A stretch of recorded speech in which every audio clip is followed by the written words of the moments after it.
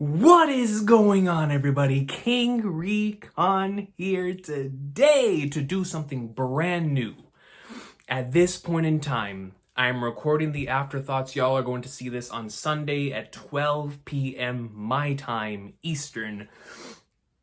But today, we are going to be discussing an incredible chapter, and I'm not alone today, man. I decided for the first time ever in the history of the channel to do a members exclusive live stream while also recording the Afterthoughts. I was like, you know what? Greatness calls for more greatness. We have to go about things in certain ways. As Guillermo del Toro once said, accidents happen sometimes for the greater good. All right? And today, this accident took place in the middle of me rereading the chapter where I was like, you know what? I gotta talk to somebody, man. I gotta talk to somebody about this greatness.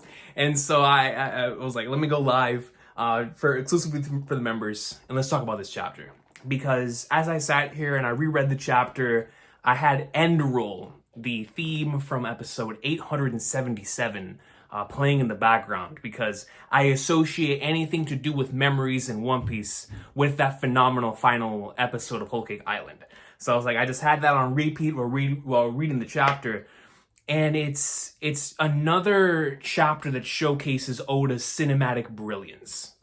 And not just in terms of the way in which everything is structured, but also the flow of everything. This chapter had a really special flow to it. From the very first panel, which indicates the Stussy stuff to come, all the way into that final panel with that Stussy greatness. I mean, y'all can't tell me that this chapter didn't have a sense of flow that made you just want to keep not only just turning the pages, but like it just wrench and then turn the page and it's like hype, and then you turn the page again and it's just shock. It's like the One Piece chapter. You know, this chapter contains everything that we love about this series at once. And so I have a few of my members here with me. Shout out to my boy Jesus. Mr. PK coming in with a 5 in a members only live stream. Shout out to my GOAT, who says absolutely smashed work on my way home 3 hours early. Let's go, big love, coach. Nothing but love to you, Mr. PK, man. Thank you so much for being here. And Main D Moon, thank you for being here as well, man. I truly appreciate y'all, because this is one of those chapters that I feel like, since I'm not going to have the opportunity to do a live Afterthoughts on Sunday, I was like, you know what? Let me go ahead and get some live input here while I record the actual Afterthoughts. And I have a few notes here and it's not even anything major. It's just a few talking points because there's just so much to discuss and so little time.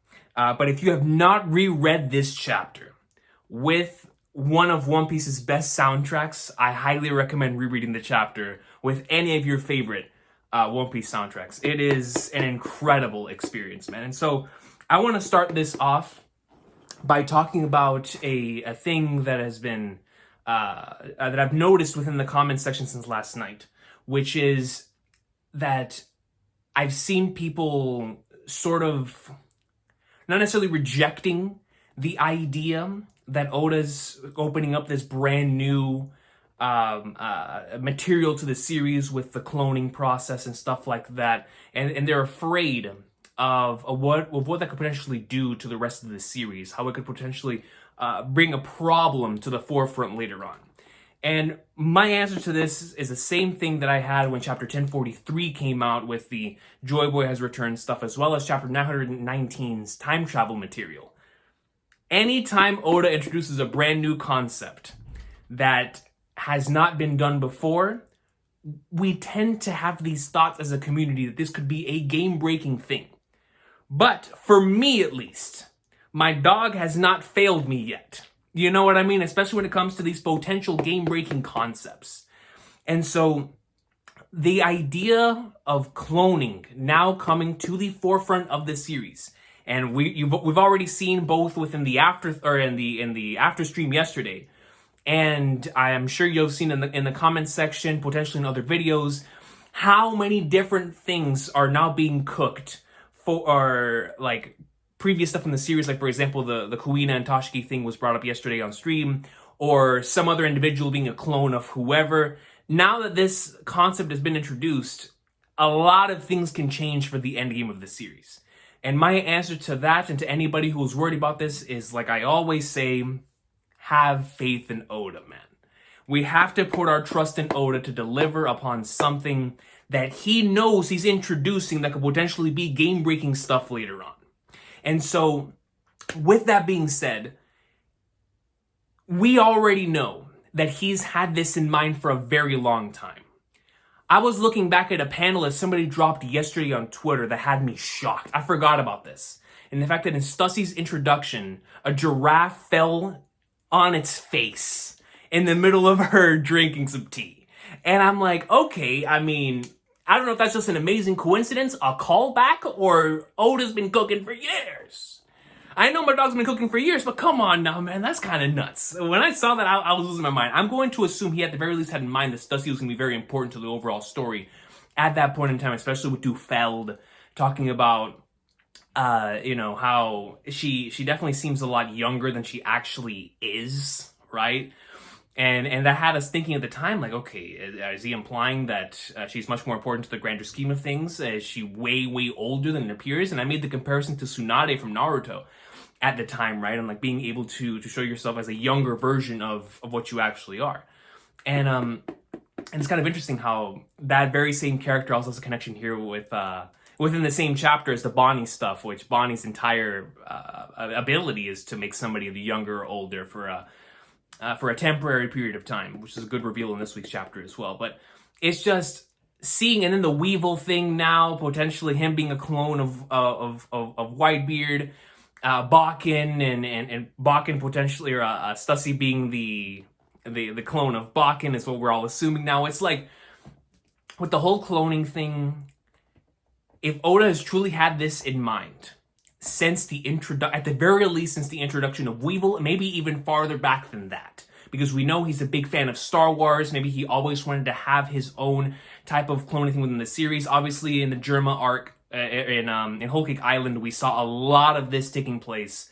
So my man has been cooking for a long time, and like I always say, just have faith in my dog, because even if it's something where at first it feels like it could be game breaking, this is the same dude who continues to introduce these concepts and have it work out in some way, shape, or form down the line. So definitely just have faith in my dog, Oda, man. And following that up, ladies and gentlemen, we have to talk about this potential flashback that's incoming. We got to talk about this flashback that is incoming. But before I talk about the flashback, let me go ahead and look at some of the comments here. It's so cool to see getting all the angles. Hey, I wanted to do it, bro. I was like, you know what? Let me just go ahead and try this out. This Super Alatrion 1 comes in and says, worked online, but I'm happy to catch the live hype. Let's go. Let's go, yo. Super, super excited. Now we're going to be optimistic. Yeah, like Main D Moon says, it's like, at this point in time, I feel like Oda has earned our trust. You know what I mean? Okay, Dan says, Togashi and Oda always have faith in them. Same here. Same here. I add Hideaki Surachi to that list as well. Gloam Something says, thanks to whoever gifted me a membership, so now I can attend this first exclusive. I was on AJ's stream, he's close to the 500s. Oh, AJ? Yo! So, I was about to say something.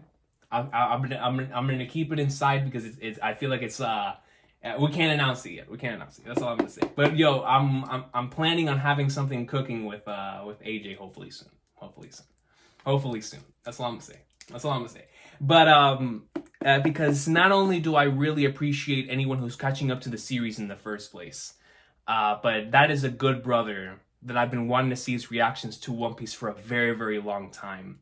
And so to see him actually going through that, it means a lot. And to see him actually enjoying it has me super, super excited. So just keep an eye out. I'm gonna reach out to my dog.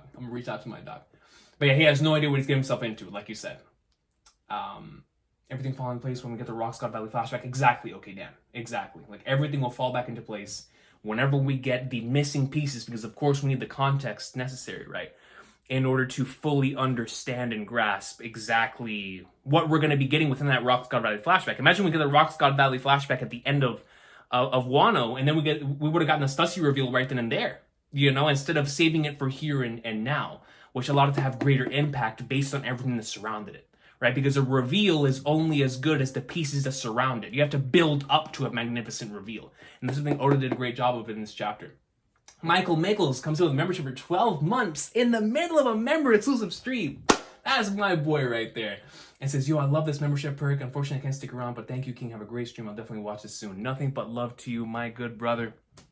You already know what it is, man. But thank you for stopping by, even in the middle of potentially work, man. So I appreciate you, Michael Mickles. Thank you for stopping by.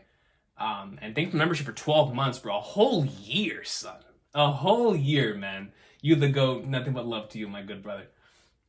Yo, Andres Gonzalez, what's good, man? What's good? We're just doing our first ever live Afterthoughts for members, and then the individuals that are normally get this on Sundays, you're going to get this on Sunday. But I just wanted to try something new, because since I was not able to, like I said, normally I'll be able to record this a day later, but because my weekend's going to be stacked, I was like, you know what?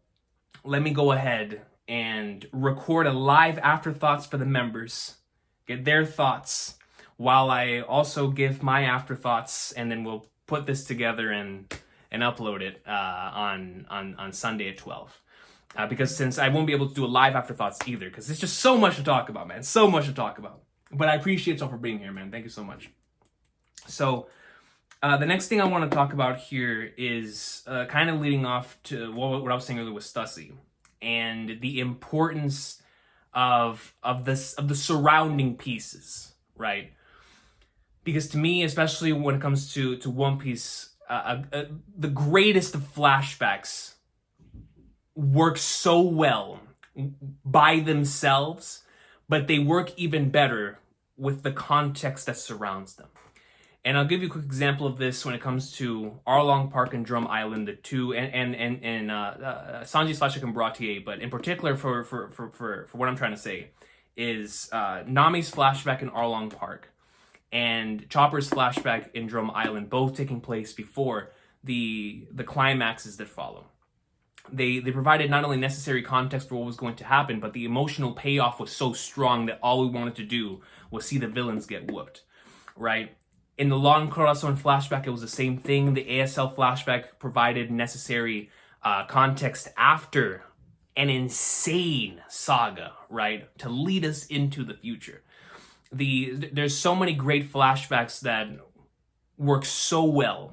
Robin's flashback is a perfect example of this, where Robin's flashback takes place right before one of the pivotal moments, something that arc-rated the entire series. And so these flashbacks, they work so well, like I said, by themselves. They are elevated 10 billion% beyond, thanks to what surrounds that content and what allows that content to feel really special. This Jewelry Bonnie flashback, this upcoming Bonnie, Kuma, and Vegapunk flashback, due to the context that we are already receiving and stuff I can't even imagine we're going to be receiving later on, has the potential to be an all-time flashback, not just for Kuma's character, not just for Vegapunk's character, not even just for Bonnie's character. We're talking a flashback that will potentially change and recontextualize how we felt about certain things throughout this course of the story up until this point. I guarantee you we are going to come out of this flashback looking at the events of the original Sabaody archipelago in a different way. We're going to come out of this flashback looking at the events of Thriller Bark in a different way. Anything involved with Bartholomew Kuma, we are going to be looking at it in a completely different way. And we might even be looking at the concept of pacifistas themselves in a different way after this flashback. And so going back to Sabaody and Bonnie's reaction to what was taking place, both at Marineford and within Sabaody itself, I mean, dude, it's going to recontextualize a lot. But even on top of that, the fact that Oda has found a different way to introduce a flashback to us, to me, is so cool. Because for the first time ever, we're not going to be getting a filtered flashback through somebody else's perspective. We're not going to be getting a flashback through somebody's memories. We're not even going to be getting a flashback that was within a legendary journal. We are going to be getting a flashback that the individual who wants to know this information gets to step into the shoes of the person whom she wants to find out these memories for. She's going to live these memories. That has never taken place within the history of this series. And the fact of the matter is, this could make it, just that concept by itself, is going to elevate this flashback to automatic top of in the upper echelon. We're going to be in a scenario where we're going to be feeling double the pain. Y'all already know when it comes to Oda, we're feeling pain just by living, just by breathing. We're going to be in a scenario where we're going to be seeing Jewelry Bonnie experiencing Kuma's flashback, which I already know is extremely tragic. So we're going to have Kuma's tragic backstory taking place at the same time as us, the viewer, knowing that Bonnie is also seeing this herself. So we're going to have the pain of both Jewelry Bonnie coming off of that flashback, having her post-war Luffy moment of having experienced something extremely traumatic that she thought she could handle, right after experiencing a very tragic backstory. So this is going to, I don't know what Oda's going to have in store for this flashback, but I love how this is taking place within an arc where futuristic technology is like the thing. Because as we talked about in the stream yesterday, this reminds me so much of VR technology. What VR technology can do. It can allow you to step somewhere else that is not your reality and live as someone else. The goal of virtual reality is exactly that. To allow you to potentially live through someone else, right? To actually become someone else and live it in another reality. Exactly what video games do, except virtual reality can allow you to literally do it in another reality. That's around potentially like years down the line, but I feel like that's the goal. I honestly feel like that's the goal. So for Oda to have a concept like this introduced within a futuristic Futurama style arc, to me is really, really cool. It's not only thematically consistent, it just works. It just works. Sometimes things just have to work. And in this instance, it just works. It just works. And once again, the entire chapter revolving around, from the very start, Sticky Note, I thought it was Bonnie, ends up being Stussy, finishing off on the Stussy stuff, her being a clone, and the entire midpoint being this emotional thread that is connecting all this stuff together with Bartholomew Kuma. It's just, I love it. And it goes into how, remember at the beginning of the final saga, Oda said that he wants to have a lot of fun with this final arc. And fun could take place in a lot of different types of forms. But for me, a creative exercising fun is more about trying out something new and testing your own limits. I feel like Oda, for the first time in 25 years, is going to be attempting a brand new way of telling this flashback that I'm so excited about, because if Oda's excited, I'm excited. You know what I mean? That means my dog is having fun. And when Oda's having fun, the world is his oyster. The world is the man's oyster. And so, I don't know, man. He's going to be cooking so much with this flashback that sweet mother of Flagnarts. But Andre Gonzalez brings up an interesting thing about Stussy having the succubus fruit. And where's my water at? I noticed how a lot of individuals brought that up. And honestly, I didn't even think about that at first. When it comes to the wings, the first thing I thought about was Nico Robin. Right? So, I'm extremely interested in Andres Gonzalez, and I thought that actually is the case about Stussy having that succubus no mi. Golem something says, I'm starting to think that the Rock's flashbacks will lead us into the Void Century black box, and I had an idea one time that Tokyo will be our POV character for that section of the story. Yo, so, hold on. So, Tokyo will be our POV character within the, like, certain sections of the Void Century flashback? Or within the God Valley flashback? I think either way I'm fascinated. But please elaborate on that, Golem stuff. Yeah, that's really cool. Andres Gonzalez says, I have a feeling Oda has been cooking this flashback since he introduced Kuma. That could very well be the case. Kuma the Terran about to be everybody's favorite character. Truly. I mean, it feels like he's becoming one of mine just based off the implications of what was happening here. Right? Family's calling me. I want to stick around, but I gotta go to Odyssey. Yo, have a good one, Jesus, man. Thank you so much for stopping by. In the voice entry, okay, so Golem something is saying that Toki potentially being the POV character, which we see everything through, in the void sentry for certain aspects of it. I think that's really interesting because, like I said before, I've always wanted the void sentry to be presented in a sort of fairy tale like fashion, right? Where we get to see Oda potentially playing around with like a brand new art style or like an art style he's always wanted to use. I was thinking about the art style in that Wano was it in Zoe? It was either in Zoe or Dressrosa. It was this amazing color spread.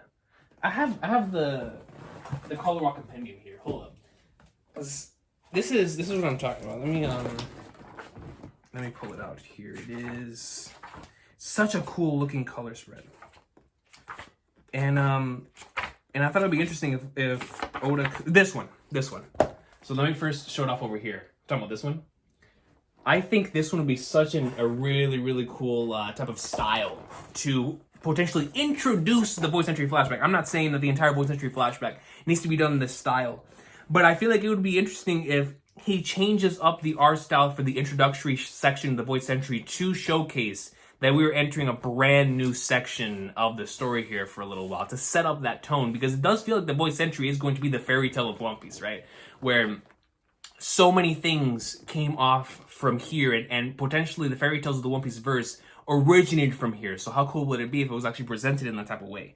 At the very least in the beginning, until we enter, like Golem something was saying, the POV characters, which I'm going to assume is going to be, like he said, Lady Toki, or your Nikas or your Instant Messenger Samas potentially, and characters like that. So I'm really, really interested in how he's going to play around with that. The main way she knows Succubus fruit or sleeping Kaku on the spot, since Succubus normally dream demons. That's true, Andres Gonzalez. That's very, very true. Very, very true. So then, that's a good point. Buddy was knocked out. Kaku was knocked out. Awakened Kaku was knocked out. Super Alatron 1 says, if you want people, I wrote about how Oda is handling this flashback in my comment on yesterday's stream. Absolutely. Let me go ahead and look in the comments from yesterday. All right, here, Super Alatron. From a writing standpoint, I say that this being an aspiring author myself, Oda choosing to handle the Kuma flashback / truth reveal by not only showing it to us directly through Bonnie's eyes as she experiences his memories firsthand, instead of it just being secondhand by VP or whoever else, and 100% with that. But also Oda creating this new parallel to the nothing happened moment, arguably one of the best and most memorable moments in the entire series, by having Bonnie take on this huge amount of emotional pain compared to Zoro taking Luffy's physical pain. This all just goes to show once again how much of a true genius Oda is. The parallels. And I appreciate that, man. Thank you for writing that out, because we talked about that yesterday on stream, but the way you worded it was excellent. I've been studying writing techniques for years, trying to improve my own stories. And let me tell you this particular way in which the Kuma Bonnie flashback seems to be being handled. It's probably the most perfect way you could have done it. Having Bonnie experience the truth herself directly is going to maximize how personal, intimate the emotional payoff feels. 150%. 150%. He's showing us rather than just telling us what happened. That is exactly what's taking place. And the parallel to nothing happened is genius, because I'm sure Oda's very aware how beloved the moment is. So this new scene with Bonnie is going to be even more impactful than it otherwise would have been, because of how it relates to Zoro's encounter with Kuma, how the setup goes that far back. Oda's been cooking for little decades how Kuma's ability can transfer seemingly abstract concepts in the form of nervous signals to the body and the brain. Absolute genius, man. God, I love One Piece. Me too, yo. Me too. Thank you for the comment, because I agree with you 100% in every way, shape, and form. Especially when it comes to the parallels. And then, as a matter of fact, and now that you brought that up, because that's actually one of my topics of discussion here.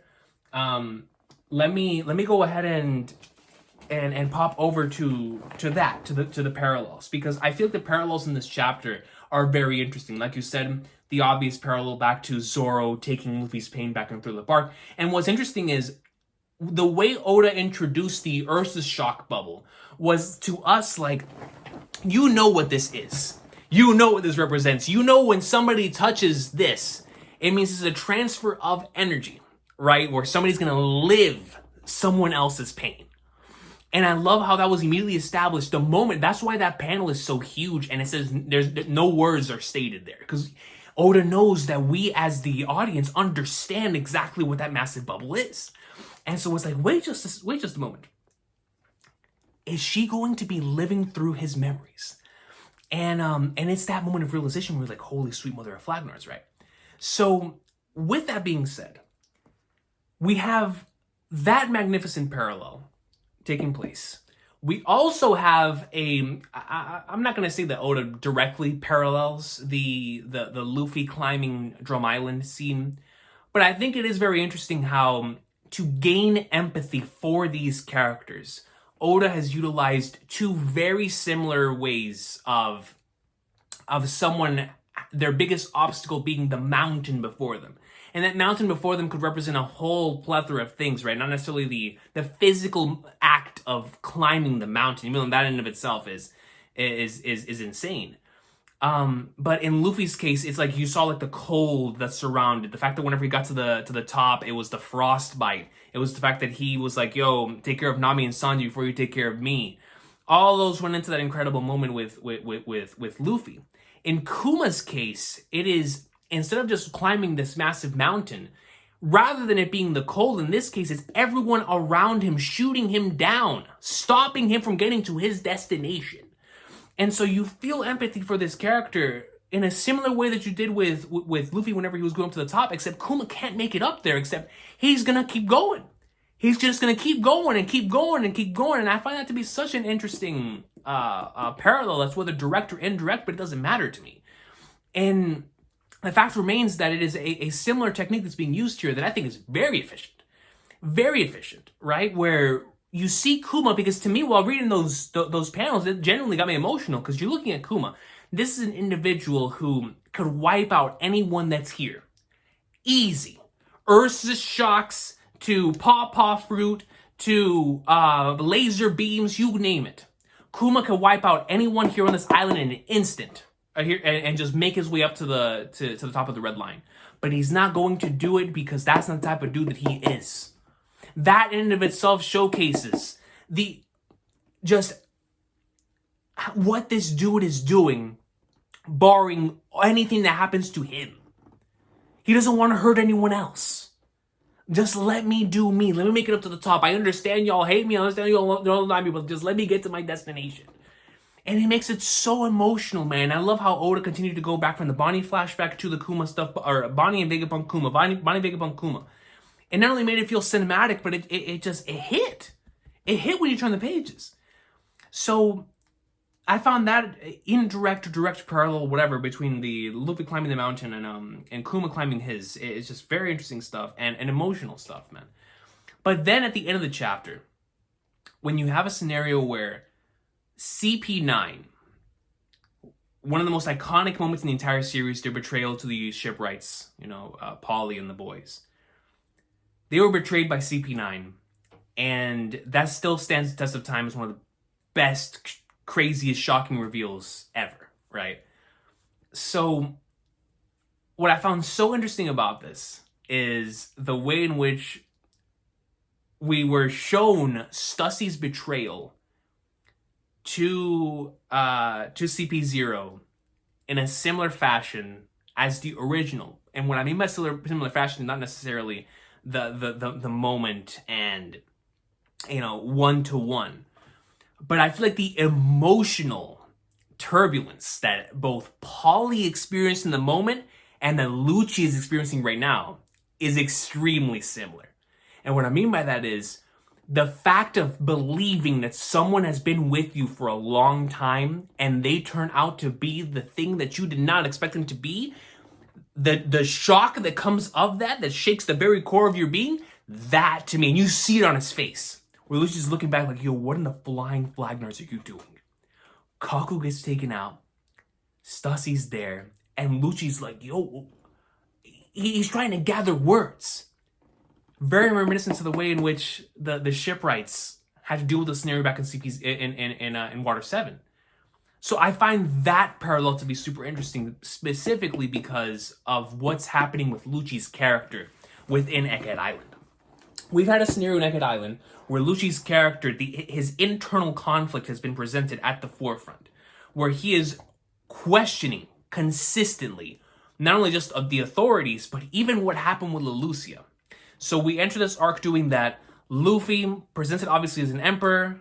Lucci, with that same type of mindset, is like, I'm not acknowledging him as an emperor. Of course, that's just him being salty, but that continues to go consistent with what Lucci's been going through within this arc, continuing to reject the reality before him, continuing to question the reality before him, right? So we see these little different things, and then when we get into this, into 1072, and we see the end of the chapter, now what are you going to do about it?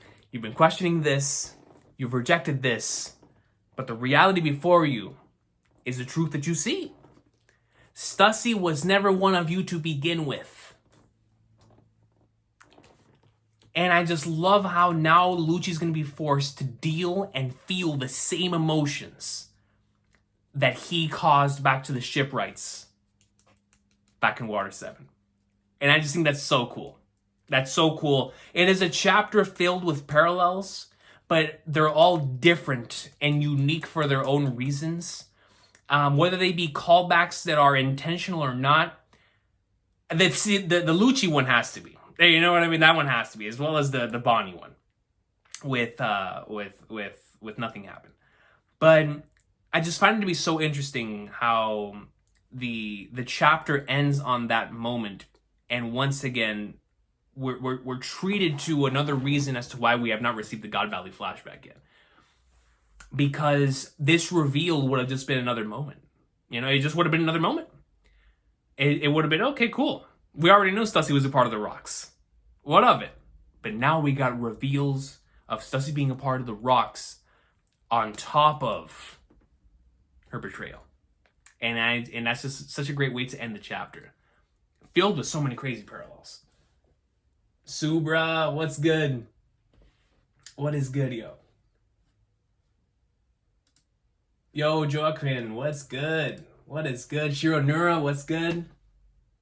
Subra says notification. You know what I think it is, Subra? It's this is my first members only stream, so I feel like it just didn't push out notifications, which I completely understand. Like I said, I did this on the fly because I knew that I wasn't gonna have the time to do this on Sunday, and I was like, man, I want to talk about this chapter, especially since I only have a couple more minutes. I was like, I gotta talk about it, and hopefully we can have this conversation live, right? So I just really enjoyed this chapter. I really, really did. Andres Gonzalez says, a bit off topic, do you think Vegapunk satellites will survive? I kind of feel like only the main body will make it out safely. The thing is, Andres Gonzalez, I'm there with you where I don't know what their fate is going to be specifically for Oda's, for him. Oh, snap, what did I hit? Oh no, specifically for him, right? Because if the satellites all stay alive, how is he going to balance all the satellites and Vegapunk being on the Straw Hat ship? If something were to happen to the satellites and only Vegapunk leaves with the Straw Hats, you know, this is based on the implications that he is going to leave with us to either the moon, Elbaf, wherever the Flying Flagments are going next.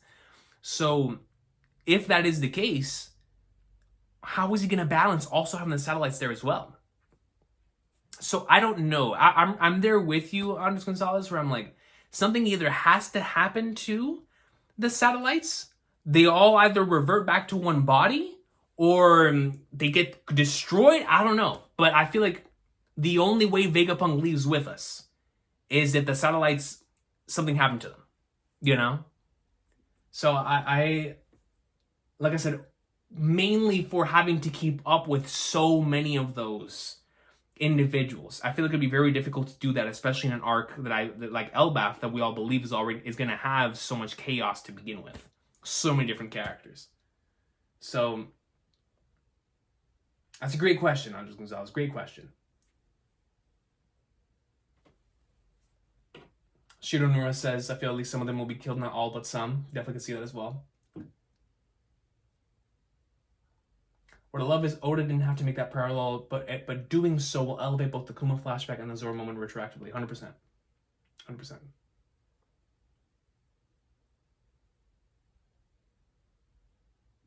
So Subra asked an interesting question. One question. What if Bonnie is also a clone like Stussy?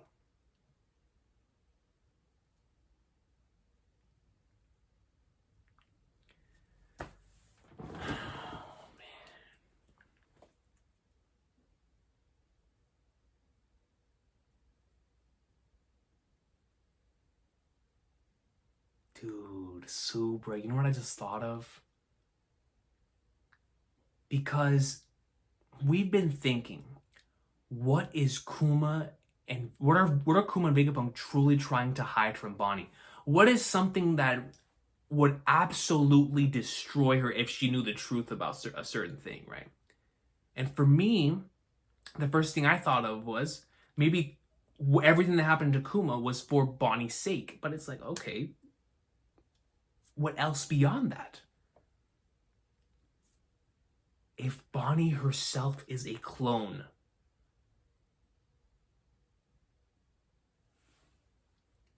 and then following that up with Andres Gonzalez's comment of imagine Bonnie being a clone of Kuma's original daughter with her memories implanted, that changes everything. Because then Bonnie herself would be like, oh man, this would be... Oda's already had so much fun with the Futurama stuff and the, the Metal Gear Solid nature of this arc and all that stuff. It's...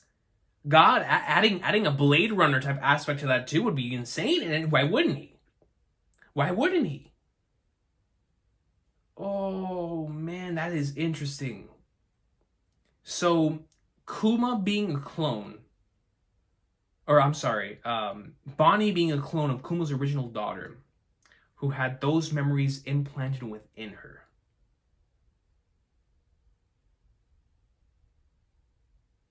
Bro, how would you even deal with that? You're living through a tragic backstory, and then you come out of it questioning your own existence.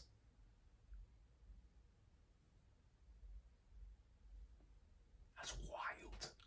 That's wild, but I love it because it's Oda. It's not only so Oda, it just works.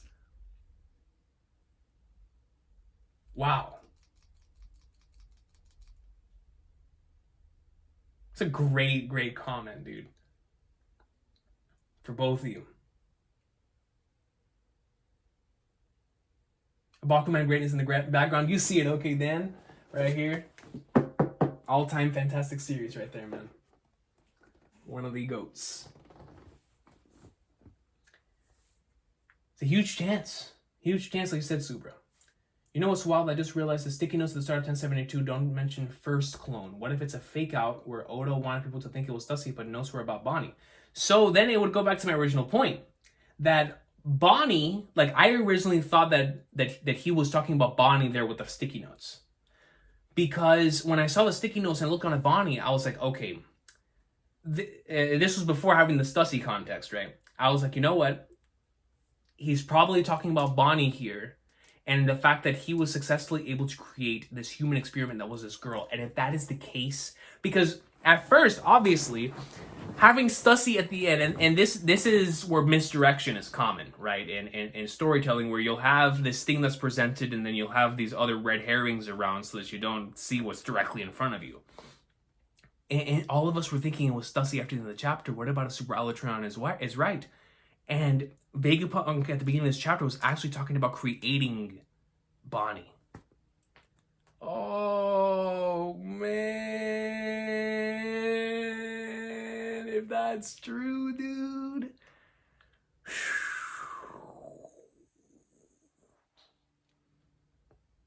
Can't even fathom it.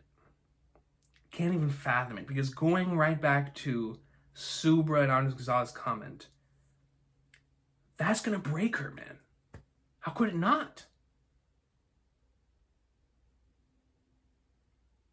But it would be such an incredible twist.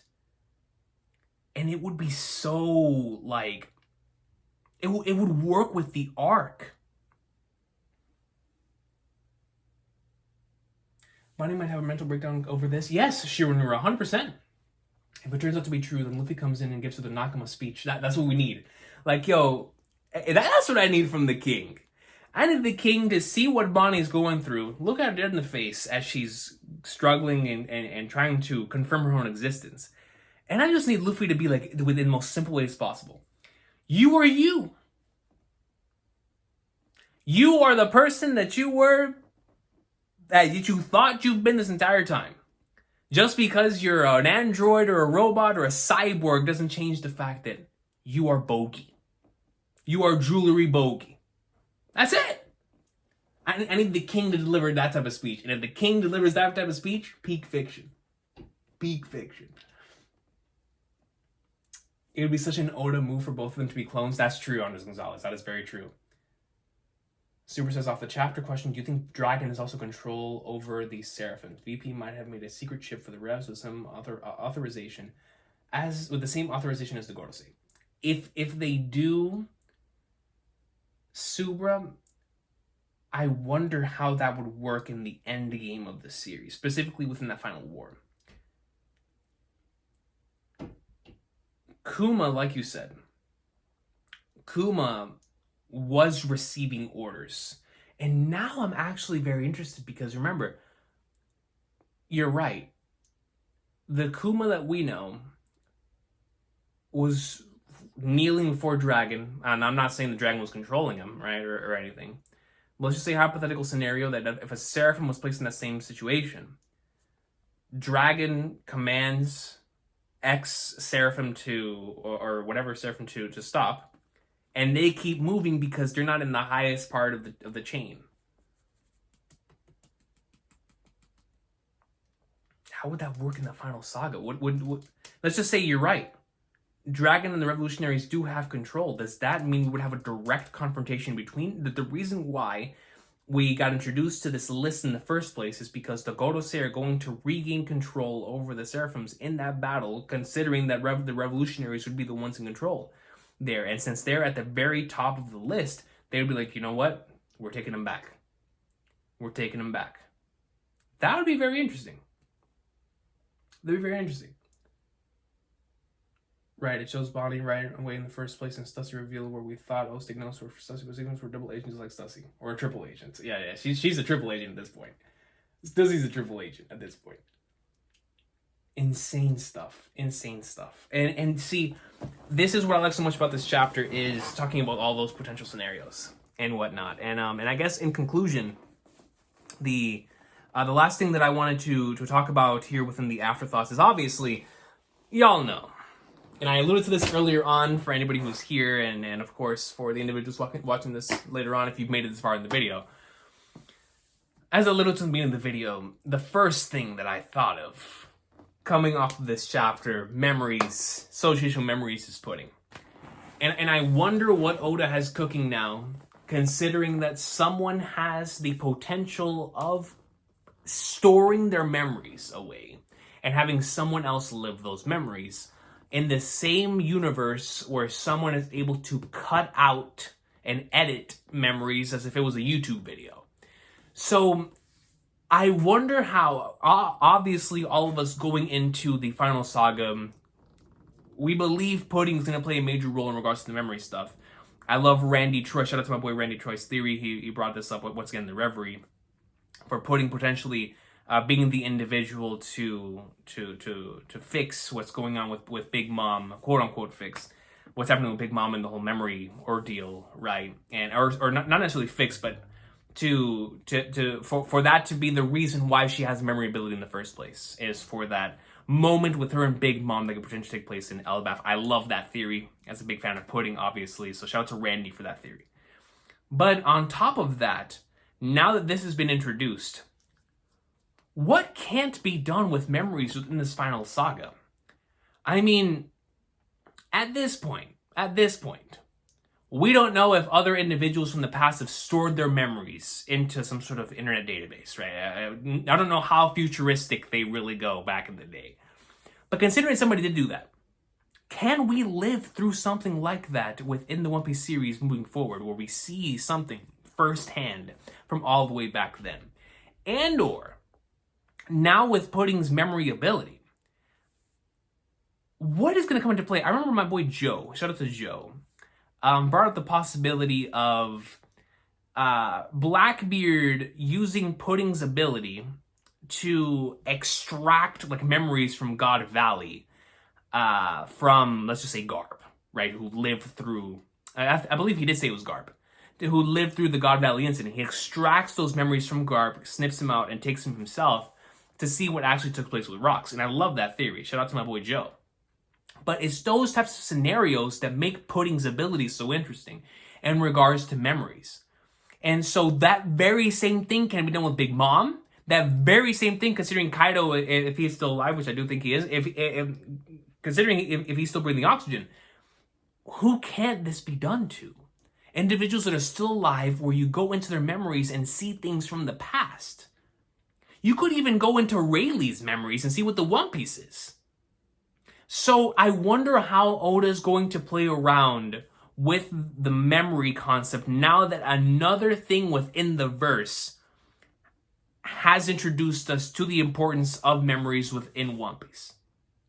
So I wonder how it's going to be played in the final saga. And obviously, as somebody said in the stream yesterday, I absolutely loved the thematic relevance and consistency in regards to having memories and inherited will intertwine, which to me is so key. And so I wonder. I now that this is taking place, I'm excited to see what Pudding's role is going to be in the final saga, and also what else is going to be in store for us in regards to potentially living through somebody else's memories in the same way that we're doing this with Kuma. Unless this Kuma thing's a one-time thing, which it very well could be the case, just to keep this as like the memory moment, right? And which I'm very fine with that as well. But if we are to go explore this even further down the line, I wonder how we would do so. Because obviously memories are very important to us as humans. And Oda's probably going to be experimenting with a lot of what makes people human, dreams, manifestation of dreams, will. All the stuff he's been hinting at through the entire series is going to be coming to the forefront here in the final saga. And I feel like memories has to be a part of that. So I wonder what's going to be in store there. But I'm going to go ahead and read the final comments here, and we'll wrap up this Afterthoughts, man. I appreciate my people for being here. If Kuma's memories are at Egghead Island, it could mean that the book he carries has his memories written so he won't forget it. Oh, so the Bible, quote unquote, that he's carrying, it very well could be the Bible from the One Piece verse, but it could also contain his memories, where maybe there's like a note within it, or that's just it. I mean, that's where his memories are. Like you said, so he won't forget. That is interesting. That is actually really, really interesting. Okay, Dan, I love that theory. I love that theory. One more question. Do you think Stussie's mysterious ally? I do, Subra. I do. I most certainly do. Your Recon got a bounce. Thanks for the stream. Andres Gonzalez, no problem, man. Thank you so much for stopping by, dog.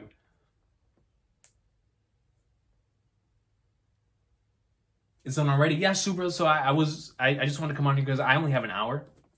I'm on very limited time with now that I'm back in school stuff and the work stuff. And I was like, you know what? Because I wouldn't be able to do this tomorrow, which is normally whenever I do this. So, and I wanted to put out the comments so people can read out the comments and I'd be able to like read the comments in an Afterthoughts.